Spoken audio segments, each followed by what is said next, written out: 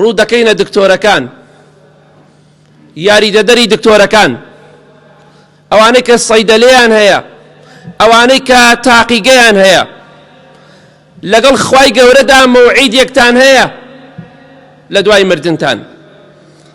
خوای گەورە لەسەر هەموو نەخۆشێک، لەسەر هەموو فەحسێک، لەسەر هەموو دەرمانێک، لەسەر هەموو عملیاتێک محاسبەتان دەکات. سوێن بەخوای گەورە.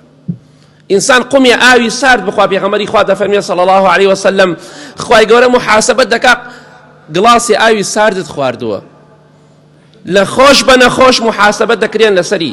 بۆیە دکتۆرەکان فەحسی زیادە مەنووسن. مرۆڤێک دوو فەحسی پێویستە، تۆ سەی بۆ مەنووسە. تۆی سەیدەلێ و دەرمانخانە، تۆی مختبەر شەریک مەبە لە کەسێکا کە فەحسی زیادە دەنووسێت، تۆش وەکو ئەو گەندەڵ دەرەچی. چونکە مەوعیدێکتان هەیە لەگەڵ خوای گەورەدا. لە ڕۆژی قیامەتە خوای گەورە عالمە، نەخۆشەکە نازانێ، بەس خوای گەورە عالمە کە تۆ ئەم فەحسانە نووسیوە بە زیادە.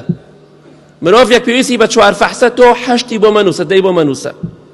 شتی بەکار هاتوو، شتی خراپ بەکار مێنن، چونکە وەڵاهی زۆربەتان کوڕ و کچی فەقیرن، بەڵام نازانم بۆ کوڕ و کچی فەقیرتان لەبیر چوو. نەخۆشێکە پێویستی بە عملیاتە، پارەی پێ نییە.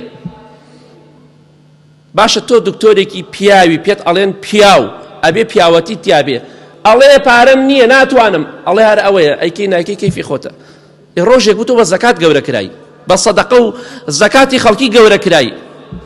ئێستا بۆ فەقیر و هەژارە لەبیر چوو، ڕۆژێک بوو پارەی پسکیدێک و جبزێکت پێ نەبوو بیخۆی کە منداڵ بووی.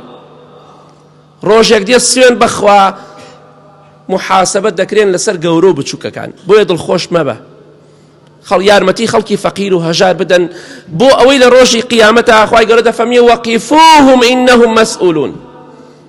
بیان وەستێنن، چونکە ئەمانە بەرپرسیارن. دڵخۆش مەبە پارەت کۆ کردێتەوە. ڕۆژێک دێ دینار بە دینار محاسبە دەکرێ لەسەری.